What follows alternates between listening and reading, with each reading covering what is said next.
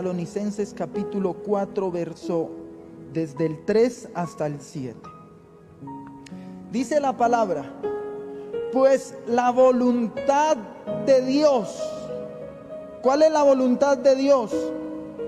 Es vuestra santificación, que os apartéis de fornicación, que cada uno de vosotros sepa tener su propia esposa en santidad y honor, no en pasión de concupiscencias como los gentiles que no conocen a Dios. Que ninguno agrave ni engañe en nada a su hermano, porque el Señor es vengador de todo esto, como ya os hemos dicho y testificado. Pues no nos ha llamado Dios a inmundicia, sino a santificación. ¿Será esta palabra solamente para los adultos? ¿O esta palabra es para alguien que está en este lugar? ¿Alguien puede decir esa palabra es para mí? Sí, la puede personalizar y decir esa palabra es para mí. Así que siempre que usted analice su vida, sepa esto: el anhelo, el deseo de Dios hacia ti es tu santificación. ¿Cómo Dios quiere verte? Santo. ¿Qué quiere hacer Dios contigo? Limpiarte. ¿Qué quiere hacer contigo Dios? Arrancarte de todo pecado. Tú no estás peleando solo contra el pecado. Tienes al Dios Todopoderoso a favor tuyo y diciéndote: yo quiero también tu santificación, tu libertad, tu sanidad, tu restauración. Aleluya. Gloria a Dios. Con esto en tu corazón vas a tomar asiento. Y este es el inicio o la introducción a la enseñanza de hoy. Como entendemos que el deseo de Dios tiene que ver específicamente con arrancar de nuestro corazón todo aquello que para Dios no le sirve para llegar a llevarte a la meta que Él propuso con tu vida. Hay cosas que a nosotros aparentemente nos pueden servir. Hay cosas que nosotros podemos establecer y decir: pero esto no es tan malo. Yo podría llegar a la meta que Dios estableció conmigo de esta manera. Pero Dios te va a decir: no. Voy a arrancar de tu vida cosas que se han convertido en tu vida como en un peso que te impide avanzar, crecer. Entonces, para unir esta palabra, necesito que usted lea conmigo en Santiago capítulo 1.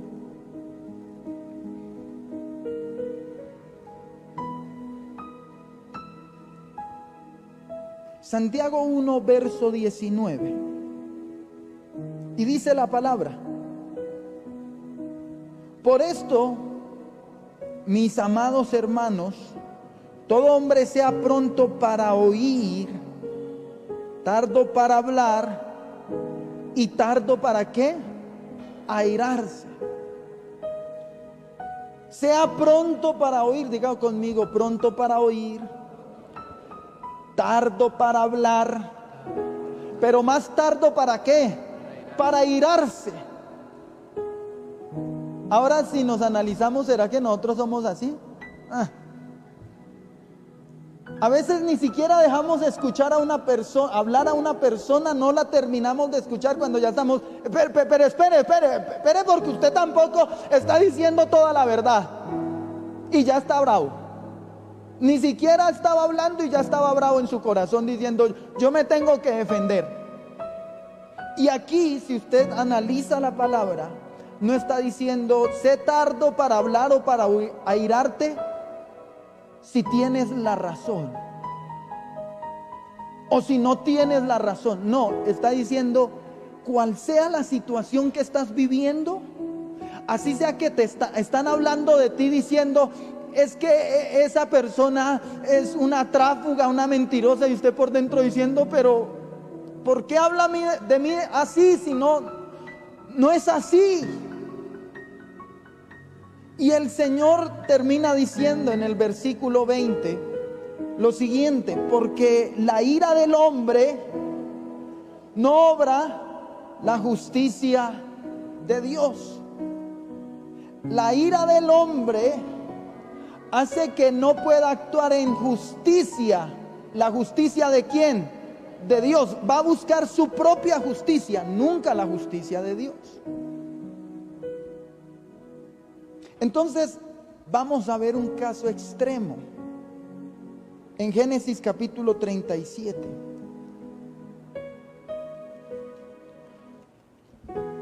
Vaya allí conmigo, por favor. ¿Sí le gusta leer harto la Biblia?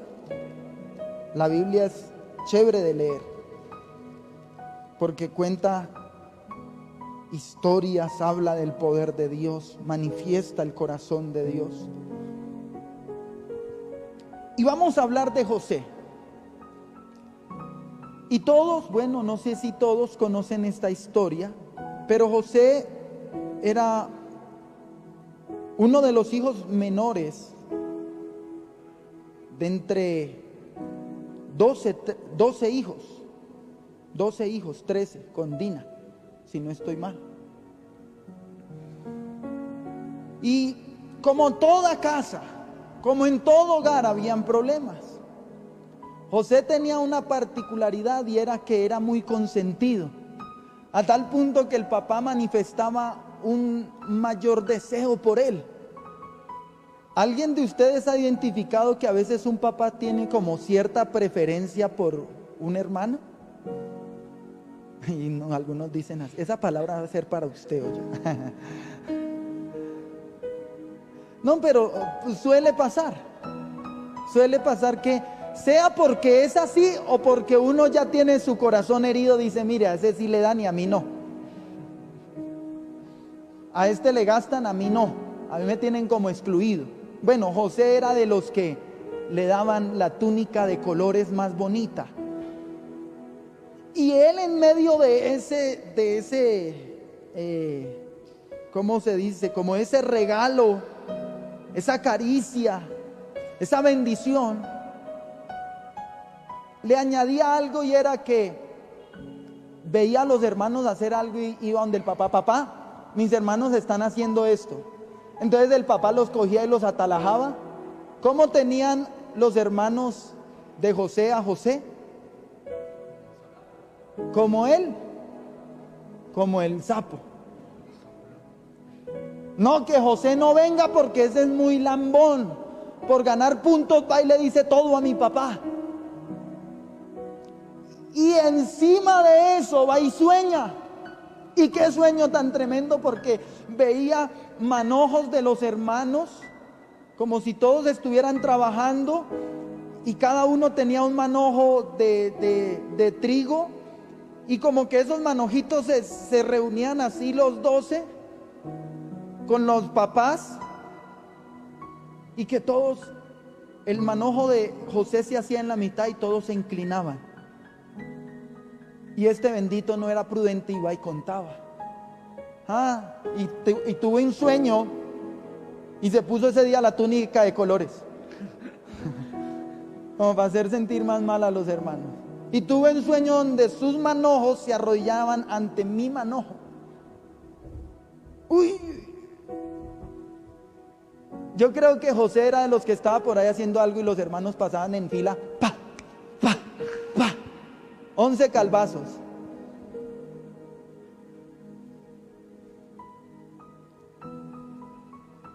Tuvo otro sueño.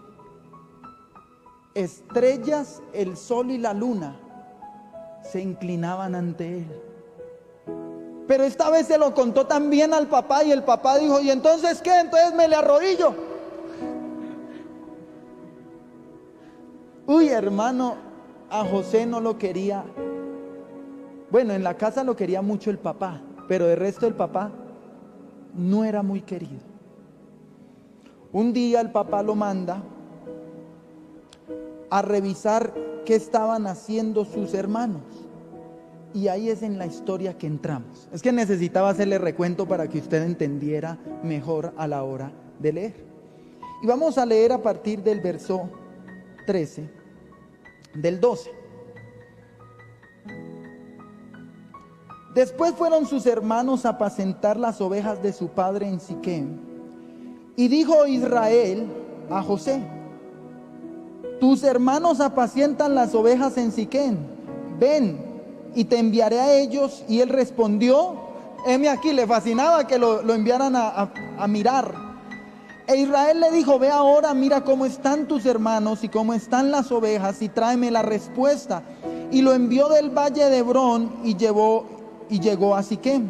Y lo halló un hombre andando él errante por el campo, y le preguntó a aquel hombre diciendo: ¿qué buscas? José respondió: busco a mis hermanos, te ruego que me muestres dónde están apacentando. Aquel hombre respondió: ya se han ido de aquí, y yo les oí decir: vamos a Dotán. Entonces José fue tras sus hermanos y los halló en Dotán. Cuando ellos lo vieron de lejos, antes que llegara cerca de ellos, conspiraron contra él para matarle. Problema tan grave tenía Israel, Jacob, con su familia. Sus hermanos querían matar. Era tanta la envidia, el odio, el rencor, el resentimiento, que ellos ya no veían con buenos ojos a este hombre. Y ya estaban conspirando para matarle. Versículo 19. Y dijeron el uno al otro: he aquí viene el soñador. Ahora pues venid y matémosle y echémosle en una cisterna, y diremos: alguna mala bestia lo devoró, y veremos qué será de sus sueños. Cuando Rubén oyó esto, lo libró de sus manos y dijo: no lo mataremos. Y les dijo Rubén: no derraméis sangre, echadlo en esta cisterna que está en el desierto, y no pongáis manos en él, por librarlo así de sus manos, para hacerlo volver a su padre. Sucedió pues que cuando llegó José a sus hermanos, ellos quitaron a José su túnica, la túnica de colores que tenía sobre sí, y le tomaron y le echaron en la cisterna, pero la cisterna estaba vacía, no había en ella agua. Y se sentaron a comer pan, y alzando los ojos miraron, y aquí una compañía de israelitas que venía de Galaad, y sus camellos traían aromas, bálsamo y mirra, e iban a llevarlo a Egipto. Entonces Judá dijo a sus hermanos: ¿qué provecho hay que matemos a nuestro hermano y encubramos su muerte? Venid y vendámosle a los israelitas, y no sea nuestra mano sobre él, porque él es nuestro hermano, nuestra propia carne. Y sus hermanos convinieron con él. Y cuando pasaban los madianitas mercaderes, sacaron ellos a José de la cisterna, y le trajeron arriba, y le vendieron a los ismaelitas por 20 piezas de plata, y llevaron a José a Egipto. De cierta manera, José había cometido algunos errores. El papá de José había cometido algunos errores, porque había causado una división dentro de la casa tan fuerte que había contienda de muerte entre hermanos. Pero ¿será que habrá un grado de algo que haga alguien contra mí tan fuerte como para yo merecer que me vendan mis hermanos?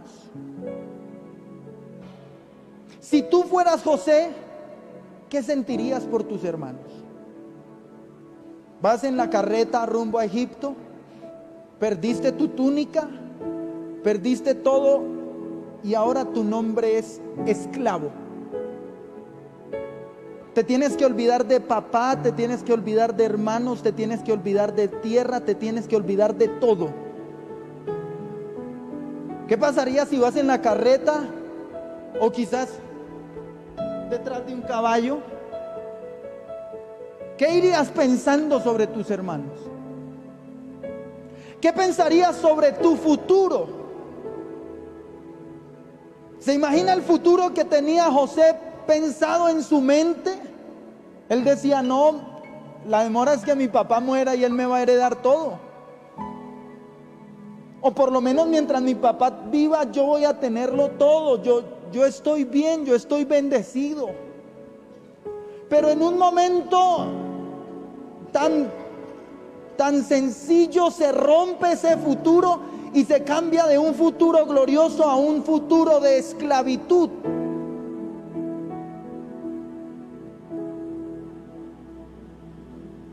Y si lo traemos a este tiempo, dice la palabra en Santiago 1:20, ¿qué es lo que dice en Santiago 1:20? En la ira del hombre no actúa la justicia de Dios. Digamos que antes de salir José de la casa leyó ese versículo. Tenía ahí la Biblia abierta y dijo: voy a leer un versículo antes de irme. Y leyó Santiago 1:20. En la ira del hombre no actúa la justicia de Dios. Uy, amén. Y se fue José.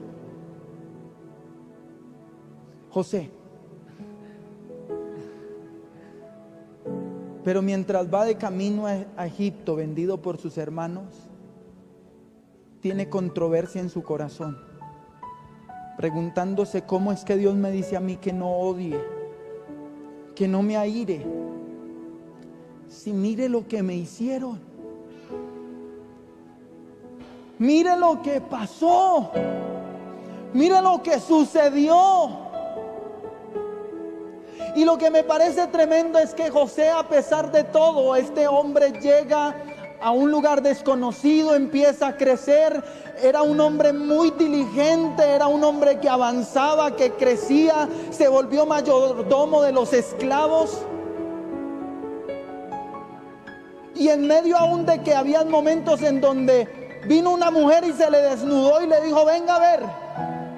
Era un hombre de principios, nunca vendió sus principios.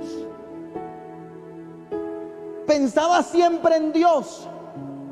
Reconocía que los sueños que había tenido cuando era pequeño, antes de que lo vendieran sus hermanos, no eran sueños por los frijoles, eran sueños venidos por la palabra de Dios. Él sabía que había un proceso, pero que también ese proceso tenía un final glorioso en las manos de Dios. Y mientras iba en ese camino de proceso, decía: yo tengo que ser íntegro delante de Dios. Y así fue. A pesar de que es metido nuevamente a la cárcel por un engaño, vemos a un José como que aprendió a tener un corazón, no sé si que ocultaba muy bien el dolor o que aprendió a perdonar.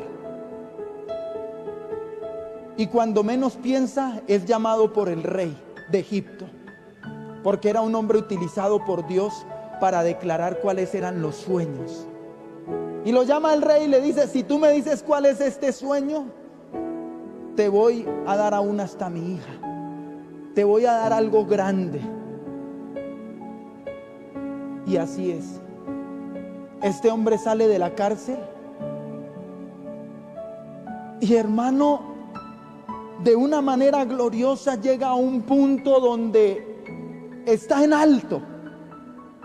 Era el segundo en el trono en Egipto.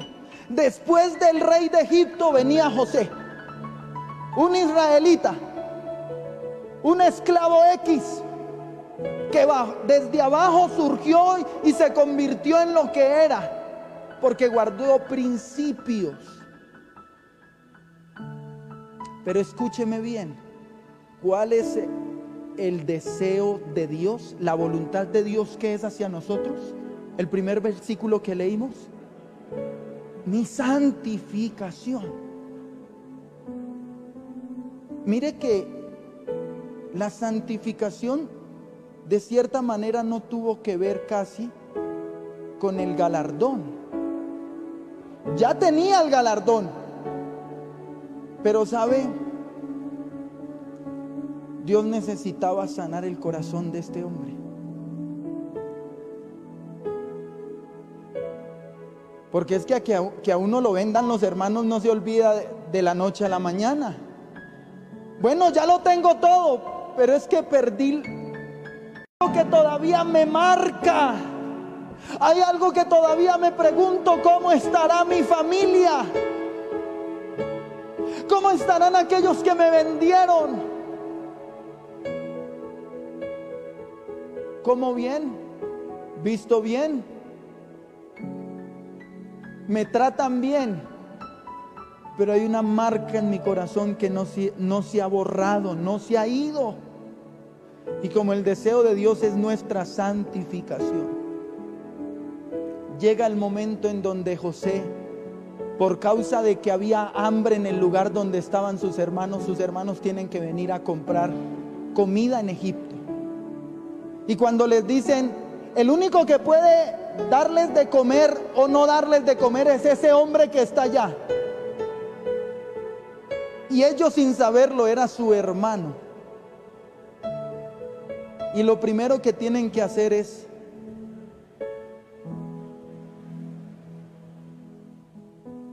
José ve el sueño de niño cumplido. Ojo con esto. Ve con sus ojos el cumplimiento de la promesa de Dios. Pero había algo. Y era que él tenía que perdonar lo que había pasado. Hermano, ¿y por qué no lo leemos? Le voy a dejar esa tarea, léalo en casa. Porque mire, ya nos quedan 15 minutos. Pero quiero leerles en Génesis capítulo 41. O quiero que leamos.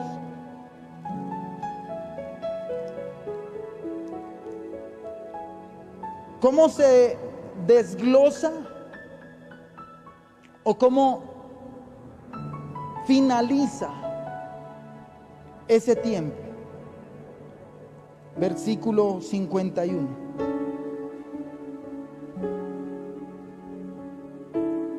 Vamos a leerlo desde el 50. Y nacieron a José 2 hijos antes que viniese el primer año del hambre, los cuales le dio a luz a Senat, hija de Potifera, sacerdote de On. Y llamó el nombre del primogénito, ¿cómo lo llamó? Manasés. ¿Qué significaba para él ese hijo? Porque dijo, Dios me hizo olvidar mi trabajo y toda la casa de mi padre.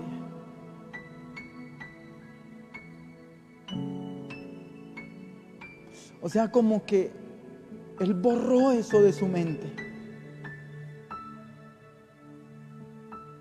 ¿Sabe algo?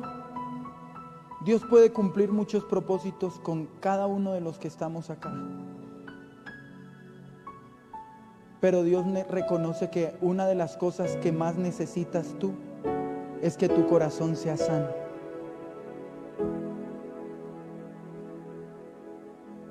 Hermano, ¿y este olvidar tiene que ver con perdón? No. No, porque dice la palabra que cuando él vio a sus hermanos, se entró a un lugar y lloró amargamente. Se escuchaban sus gritos. Eso que él había olvidado, cuando volvió a ver a sus hermanos, le trajo su niñez. Y aunque lo tenía todo, todavía le dolía el porqué la túnica en 12 pedazos y le hubiera dado a cada uno una.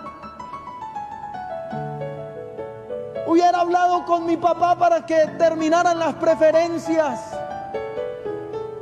Pero nunca deseé que mis hermanos me odiaran. Nunca quise que mis hermanos fueran contrarios a mí. Nunca busqué esto. Y sabe, es que hay cosas que dentro de lo que Dios nos prometió y hacia donde íbamos caminando, no hacían parte de lo que nosotros pensábamos que Dios tenía para nosotros. ¿Sabe? Uno empieza un camino en Cristo y nunca va a pensar que el hogar se le va a destruir. Que inició con su familia y de un momento a otro está solo en el camino, y que papá, mamá se alejaron de Dios, hermanos están por un lado y yo me encuentro solo. Y quizás ahora también me odian. Nunca presupuestamos dentro de lo que íbamos a caminar en Cristo que iban a haber esas pequeñísimas cosas. Pero esas pequeñas cosas nos marcan, nos duelen. No sé si aquí haya un joven que diga: yo nunca pensé que por haberme vuelto cristiano mi familia me iba a dar la espalda. Mi familia me iba a decir: mire ese aleluya, y se iban a burlar de mí. ¿Qué no presupuestaste tú que te iba a pasar como cristiano? Y que hoy te tiene adolorido. Vas bien, vas caminando, las cosas van saliendo bien, está mejorando el trabajo. Pero ¿qué pasa en tu corazón?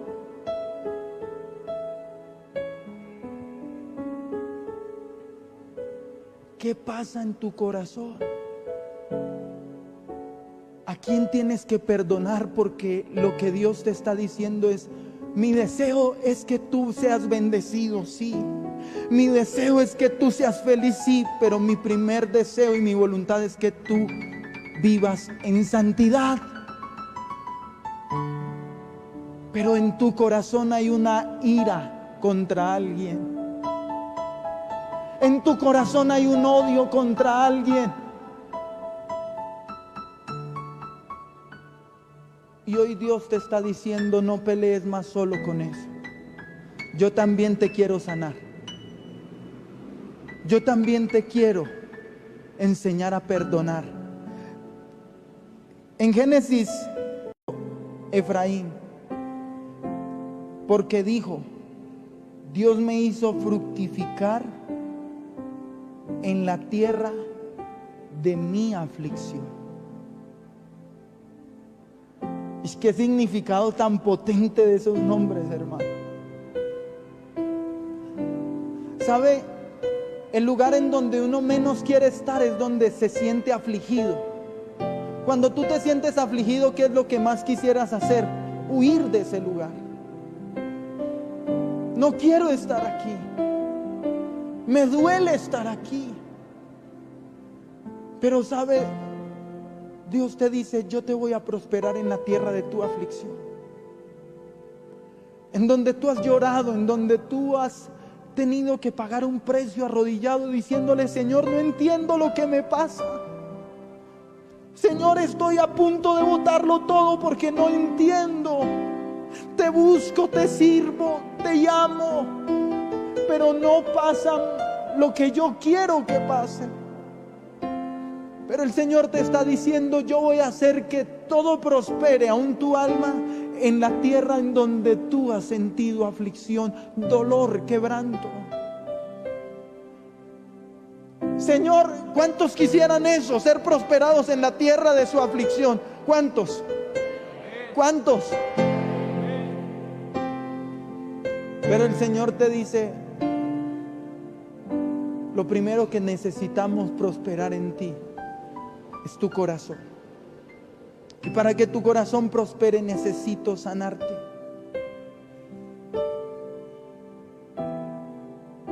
Necesito que vengas y me muestres tus heridas. Y el Señor hoy te dice que nada de lo que te ha pasado es casualidad, porque tu vida nunca ha sido un punto aparte para Dios. Tu vida, aunque tú no te has dado cuenta, desde el principio ha sido un propósito de Dios. A pesar de que tú te has sentido solo, abandonado por algo o por alguien, siempre el propósito de Dios ha estado contigo en todo momento. Pero tienes que aprender a perdonar tu pasado. Perdona lo que pasó, perdónate a ti mismo. Perdona a los que te ofendieron, perdona ya en el nombre de Jesús. Permite que Dios te sane en esta hora, porque su deseo, su voluntad es tu santificación. Ponte sobre tus pies. Ponte sobre tus pies en esta hora. Espíritu de Dios, es tu palabra. Es tu enseñanza, no es mi palabra, es tu palabra. Y solo tú sabes el por qué diste esta palabra el día de hoy. Padre, y tenemos que agradecerte porque muchas cosas van bien. Oh Señor, vemos que vamos avanzando, que vamos creciendo. Hay muchas cosas que van mejorando, Dios. Oh Dios de los cielos, y por cada una de ellas te damos gracias. Porque quizás antes no había trabajo y ya hay. Porque antes no había algo que ahora sí hay, Señor. Padre, pero algo pasa en el corazón. Algo está pasando en el corazón que no deja avanzar por completo. Hay algo que está pasando en nuestra vida que todavía no hemos podido perdonar, que no hemos podido olvidar. Hay algo que por todavía, Señor, nos reprochamos. Hay cosas que todavía por las cuales, Señor, nuestro corazón, Señor, se duele, se resiente. Padre mío, aquí estamos delante de ti, aquí estamos delante de ti, Señor. Porque tu deseo es mi santificación, Señor. Pero tú sabes que en mi corazón todavía reclamo algo. Algo que me hicieron, algo que pasó, algo que me sucedió, algo que me hicieron cuando era muy pequeño, algo que me hicieron hace poco, algo que siento de parte de mis padres, algo que siento de parte de mis hermanos, algo, Padre, que todavía te pregunto, Señor, ¿por qué me duele esto? ¿Por qué pienso en esto? ¿Por qué cuando paso por esos momentos en donde mi corazón se siente, Señor, Padre, me duele? Padre, mi corazón se resiente. Padre, santifica mi corazón. Ven a llevarte toda carga y todo peso que tengo en mi vida. Ven a llevarte todo reclamo que hay dentro de mi ser, Señor. Porque a la final tú vas a cumplir tu propósito. Y tengo la certeza de que tú lo vas a hacer. Pero no quiero llegar a la meta con un corazón herido. No quiero llegar con un corazón dañado. No quiero llegar con un corazón resentido, Señor, no. En el nombre de Jesús de Nazaret, Padre, ven, ven, ven, Espíritu Santo. Entrégale esa carga al Espíritu Santo. Entrégale esa carga al Espíritu de Dios. Empieza a entregar ese dolor. Empieza a entregar ese resentimiento. Empieza a decirle: Señor, mi problema es con tal persona. Mi dolor es con tal persona, Señor, que se había tapado, que se había ocultado, pero que estaba todavía ahí esa herida. En el nombre de Jesús de Nazaret, ven a santificar, ven a llevarte ese dolor, ven a llevarte lo que ha amargado la vida de ese joven, lo que ha causado dolor, resentimiento, ira, Señor, rabia, Padre, todo eso, Señor, que ha venido al corazón, todo esto que ha venido a las vidas, se tiene que pudrir, se tiene que cancelar. Nos sumergimos bajo la gloria tuya, nos sumergimos bajo el poder tuyo. Vamos, sumérgete, sumérgete bajo la gloria de Dios, sumérgete bajo la presencia del Omnipotente, sumérgete y dile: Señor, sáname. Sáname, Señor, sáname. Hay jóvenes aquí que todavía se sienten heridos porque un día maltrataron a su mamá, a su papá con palabras. No te has podido perdonar que le dijiste a tu papá o a tu mamá algo que todavía recuerdas que marcó el corazón de él. Hubo peleas entre hermanos que marcaron el corazón, hicieron una diferencia. Hay jovencitas aquí que han sido golpeadas por sus hermanos y necesitas perdonar,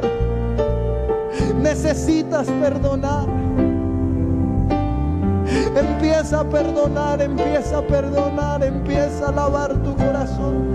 Empieza a permitir que la sangre de Cristo te limpie de todo pecado, de todo dolor. En el nombre de Jesús de Nazaret, en el nombre de Jesús de Nazaret, vas a perdonar, vas a perdonar, vas a humillarte y le vas a decir: Señor, mi trato con mi mamá no fue la mejor. Hoy no la tengo cerca, pero te pido perdón, Señor. Necesito sacar esto de mi corazón. El trato quizás con tu padre no fue el mejor. Vamos, empieza a decirle: Señor, ya. Te pido perdón por la deshonra que les hice a mis padres. Te pido perdón por la deshonra, Señor. Te pido perdón porque en mi casa se formó una atmósfera de rabia, de resentimiento, de ira, en donde papá golpeaba a mamá y papá nos golpeaban, Señor. Pero en esta hora se va ese dolor, se va en el nombre de Jesús de Nazaret. Palabras que ofendieron, palabras que marcaron, palabras que hicieron que nuestro corazón se resintiera. En el nombre de Jesús se va. Tu corazón es libre, tu corazón es sano, tu corazón es restaurado por la gloria de Dios. Tu corazón está siendo sanado por la gloria de Dios. Oh, la presencia de Dios está en este lugar. Tus cuerdas de amor cayeron sobre mí. Caigan esas cuerdas de amor. Atráelos a ti, Señor. Atráelos a tu gloria, atráelos a tu presencia. Cuerdas de amor cayeron sobre mí.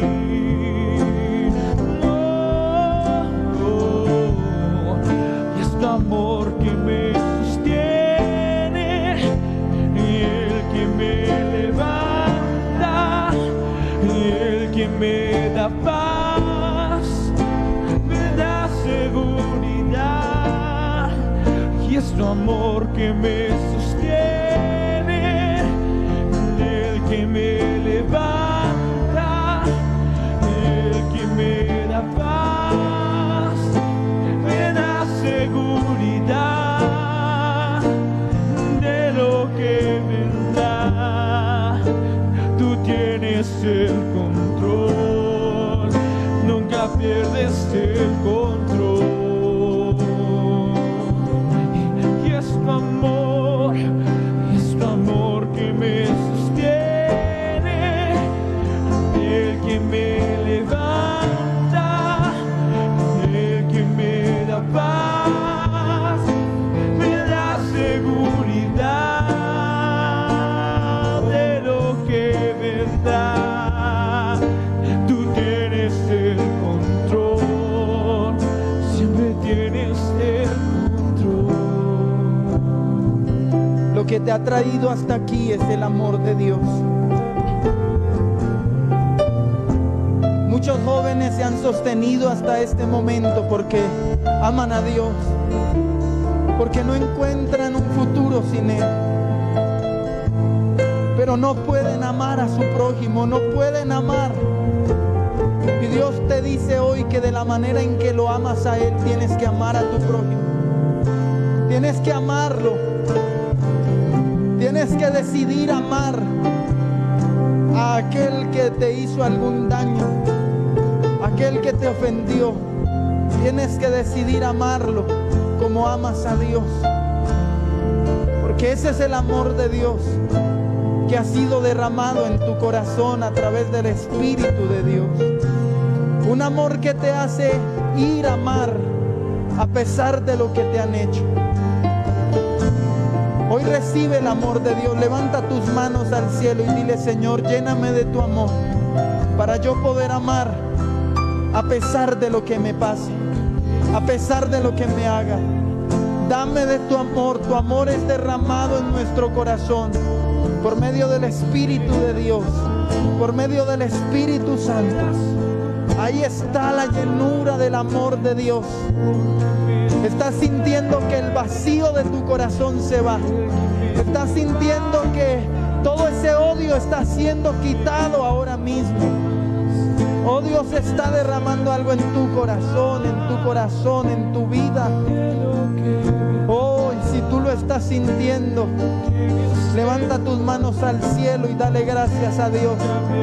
Dale gracias a Dios, dale gracias a Dios porque lo está haciendo. Gracias, papá. Gracias, Señor, porque tu deseo es nuestra santificación. Y mientras nuestro corazón desee caminar en tu voluntad, tú nos vas a ayudar, tú nos vas a fortalecer en el nombre de tu Hijo Jesucristo. Gracias, Señor. Gracias, poderoso Rey. Aleluya. Gloria al Señor. Dele un fuerte aplauso a Dios. A Él sea la gloria. A Él sea el honor. A Él sea la alabanza. A Él y solo a Él. Bendito sea su nombre por los siglos de los siglos, sea su nombre exaltado. Toda lengua, toda tribu, toda nación confiese tu nombre, Jesús. Gracias, mi Señor, aleluya.